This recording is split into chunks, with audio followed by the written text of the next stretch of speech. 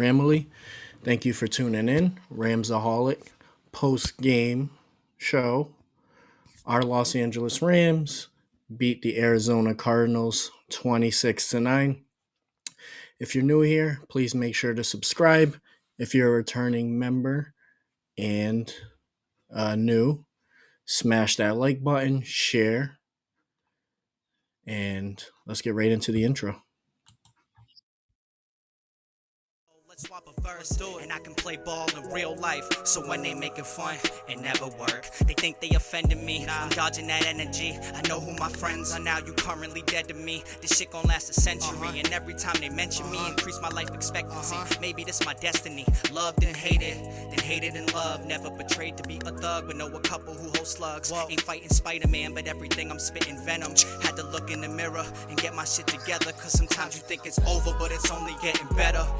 Yeah, good friends going with the wind, like Pac said. Legends never die, so we not dead. I'm a fresh white boy, you can call me. Shout out to White Wave on the intro. I have a new intro being done by Dwight Pebbles right now, so stay tuned. All right, so as you guys know, I am a numbers guy, so let's get right into the numbers. So as I mentioned, the Rams won 26 to 9 to move to 3-3. The Arizona Cardinals are now 1-5. Game leaders, passing yards, Joshua Dobbs, 21 of 41, 235 yards, one interception. Matthew Stafford, 15 of 24, 226 yards, one touchdown.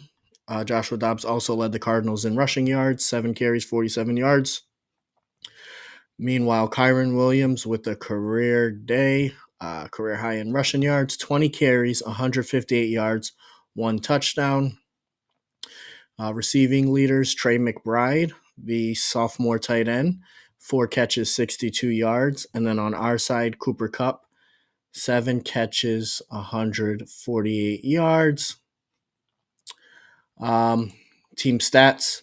Total yards, the Rams had 382, Cardinals 345. Passing yards, Rams 203, Cardinals 215. Rushing yards, Rams 179, Cardinals 130. Yards per play, 6.9 for the Rams, 4.7 for the Cardinals. The Rams had 17 first downs, Cardinals had 20. Rams were pretty awful, 4 of 12 on third down. Cardinals were 6 of 16. The Cardinals had 73 plays versus our 55 plays. We allowed 3 sacks. Cardinals allowed 2 sacks. Rams punted 4 times. Cardinals punted 3 times. Rams had 6 penalties. Cardinals had 5 penalties. Time of possession, pretty much even. 30 minutes, 30 seconds for the Cardinals. 29 minutes, 30 seconds for the Rams. So it was a game where we've seen what we've seen all season, right? The Rams show up for one half of football. This is becoming an issue because to win in this league, you could get away with it versus teams like this. But to beat teams like the Eagles, the 49ers, the Bengals, teams that we lost to, you have to play 4 quarters of some pretty solid football, right? Consistently. You can't just show up for a half of football and think you're going to go 6-0. It's not going to happen, especially against top-end teams that will show up for those 4 quarters. This was a little bit of a switch. I mean, week 1 against the Seahawks, the Rams dominated the second half. That's what happened here. Cardinals were actually winning 9-6 at the half here. We were down 9-3 with about 40-plus seconds left, and then Stafford threw an absolute bomb to Cooper Kupp to get us in field goal range. We ran to the line, spiked it, tried to get off another play. We did, but it was inbounds. Ran to the line, spiked it, kicked the 3, smart play, make it 9-6 going into the half. Very aggravating half if you're a Rams fan. Time of possession was about 21 minutes to the Cardinals, 9 minutes to the Rams. And we did not run the ball. This was just McVay getting pass happy. It's a passing league, but you cannot be predictable. You cannot be one dimensional when you are a play caller in the NFL. The Cardinals were just blitzing. They knew we were passing. We were not running. Granted, we were limited with time of possession, but that's on our end. We are the reason we had the ball 9 minutes in that half because we were passing. If you're passing and getting incompletions, you're not chewing any clock. You're helping the opposing team. There was just bad moments. Trummel had a nice kick return for us to get us the 3 of those points. And then the next time the Cardinals punted, he fumbled in the red zone for the Cardinals and they kicked 3 points. So he kind of just pushed us nowhere there. Like I said, it was just aggravating. That just gave them another free possession where they could have scored. Now, in that first half, the Rams defense did show up, which has been the case for the whole season. This defense was supposed to be a bottom tier defense, and they're a top tier defense. I'm not going to say they're top 10, but I'm going to say they're at least top 15, which should be good enough with this offense to win a bunch of games and make a run in the playoffs. But when you're scoring 6 points versus the Arizona Cardinals in the first half, and they have 9, and you're going in again to the half with down, it's just getting sickening, right? The Rams really have to figure out how to play 4 quarters of solid football.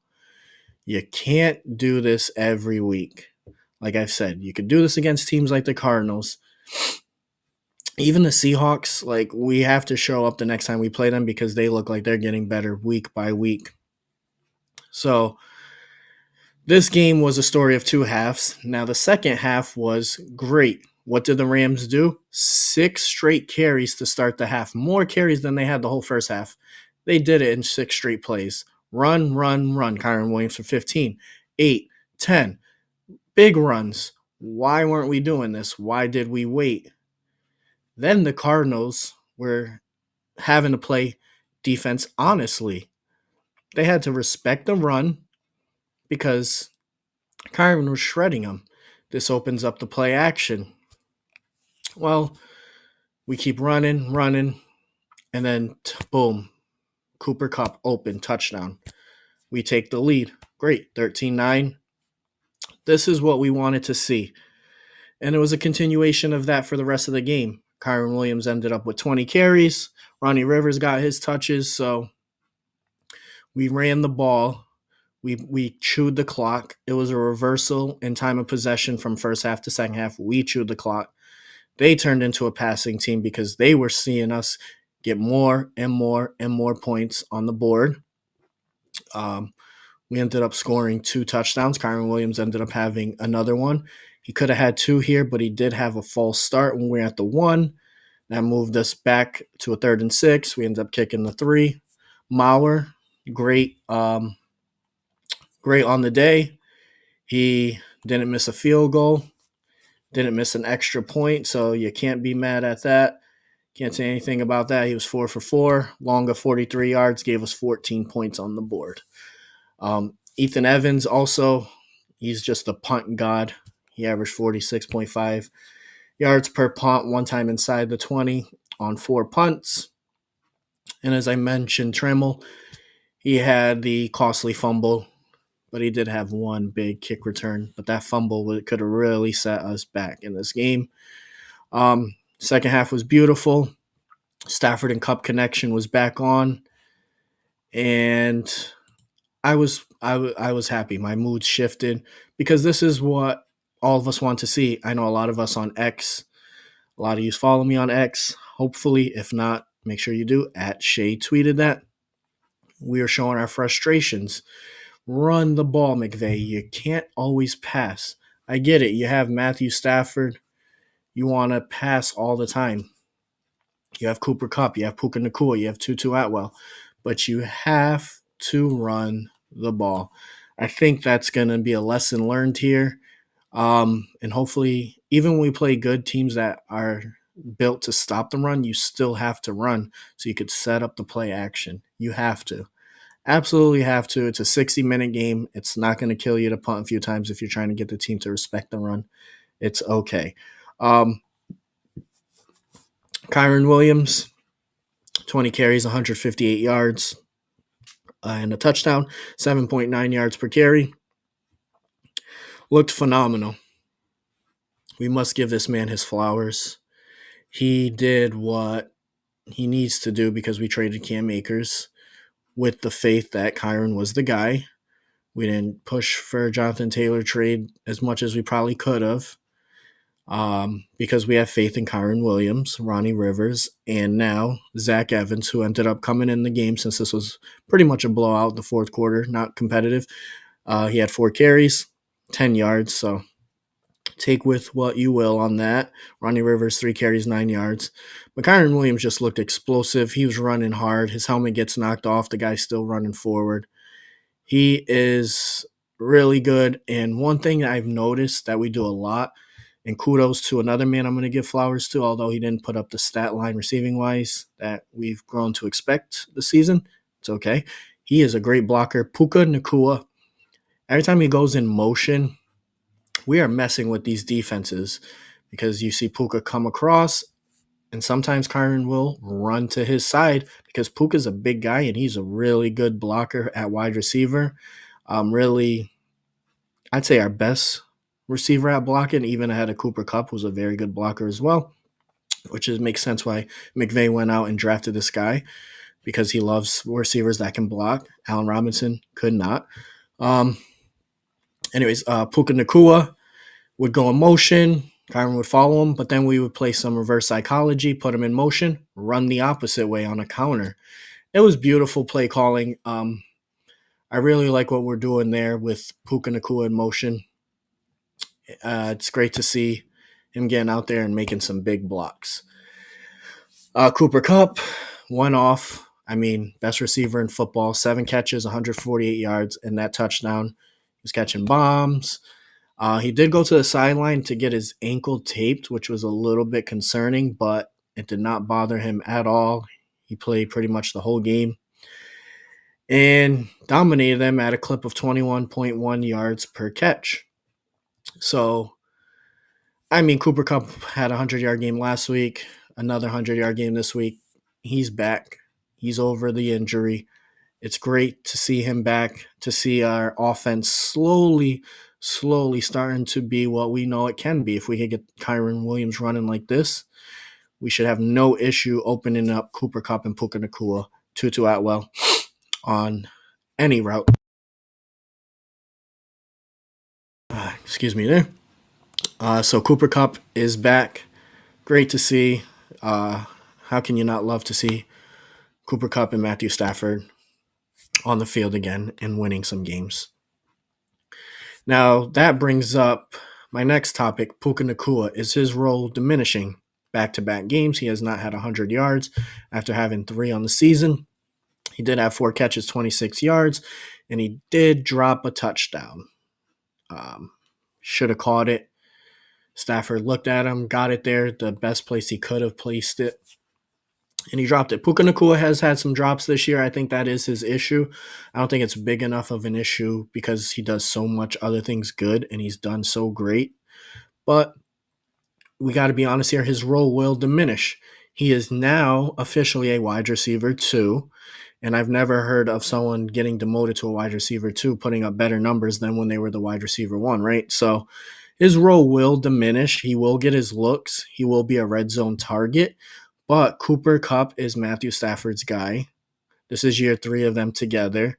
A rookie's not just going to come in and take Matthew Stafford's targets.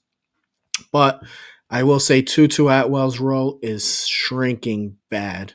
Tutu Atwell's played great this year. And this is what happens when you have 2 guys that are clearly ahead of you in targets. You're going to put up 1 catch, 30 yards. But that 1 catch was huge. Huge catch on the sideline. Very nice catch by Tutu Atwell. As long as he's happy and he's all about winning, this should not be an issue, but his role is diminishing. Fantasy wise, if you have Tutu Atwell, it will be very, very impossible to use him unless you're depleted with injuries and bye weeks coming up and you need to just plug him in and pray that he catches a bomb, which is possible. But the Rams are throwing bombs to Puka and Cup. So those are the two guys. But definitely the pecking order goes Cup, Puka, Tutu, and then Tyler Higbee will be sprinkled in there. That's it. That's all we had. And then Ronnie Rivers had a catch. So 5 people got catches. There was only 15 completions by Stafford, which is good because we got the run game going. I'm happy with that. The Rams defense, I know I briefly spoke on it earlier, but they're doing incredible things. Ernest Jones, again, he just had a Rams record for most tackles through 6 weeks, breaking James Laurinaitis. He had 7 tackles yesterday. Jordan Fuller had 4. Byron Young had 3 tackles, a sack, and a strip sack at that on Dobbs. Big play to get us the ball back. Jonah Williams also had a big sack. Right here. You could see my picture. That's Jonah Williams right there if you didn't know. And that's the sack he had on Jonah Williams. He's been a sleeper for us, playing great. And we're going to need that with Bobby Brown on IR. Christian Roseboom, I know in coverage I said this and that about him, but he did have an interception yesterday. So right place, right time on a deflection. So good for him. Happy to see that. We needed that. The Cardinals were driving. We were up 16-9. That interception really put all Arizona's faith away. Colby Turner, 2 tackles. Michael Hoyt, 2 tackles. But again, he just looks bad in coverage. He's slow. It's tough to watch him. Kobe Durant, 2 tackles. Still no interceptions. He really isn't impressing me this year. I'm just waiting for him to get some interceptions. He did let Wilson catch a ball on him. But overall, another week, the secondary hasn't allowed a wide receiver to score a touchdown. DK Metcalf did it week 1. Nobody's done it since. Tight ends are our weakness. As you can see, Trey McBride had his best game of the year, and he's a tight end. And then Aaron Donald, 3 tackles. So great game for the Rams here. Looking forward to the rest of the season. We have Pittsburgh, Dallas, Green Bay coming up. Definitely had a tough stretch to start the season. I'm not going to say Pittsburgh, Green Bay, and Dallas are easy, but they're easier than Cincinnati, Dallas, and Philadelphia. In San Francisco, Cincinnati, and Philadelphia, in my opinion, are better than them 3. Pittsburgh does have a very good defense. They do have Watt. So I do expect us to throw a lot of quick screens, but get the run game going again. I will have my week 7 already, preview coming this week. I'll have a collaboration with the Steelers content creator. Any breaking news I'm going to drop. So, hey, Rams get it done. Move to 3-3 in a must-win game. As close to a must-win as you can get in this point of the season. If we lose to the Cardinals, is there really a point of like having faith in this team? You have to beat teams like that. You have to beat them bad. The 49ers lost to PJ Walker, so that's good. Seattle also lost, so the Rams are inching right back into second place. I don't see us passing San Francisco, but a wild card berth is on target. So, Ramily. As always, make sure to subscribe, like, share. Take care of yourself. Take care of your loved ones. I'm your boy, Shay, Ramsaholic, and I'm out. It's 4 a.m. in New Bedford, I'm getting my shit together. City just ain't safe, these kids down for whatever. Letting the lead fly, they flocking just like a feather. I couldn't stay there forever, career not getting better. I ain't no rapper, can't imagine not getting cheddar. They posting pics in their base models, not even leather. It's not even leather. It's 4 a.m. White.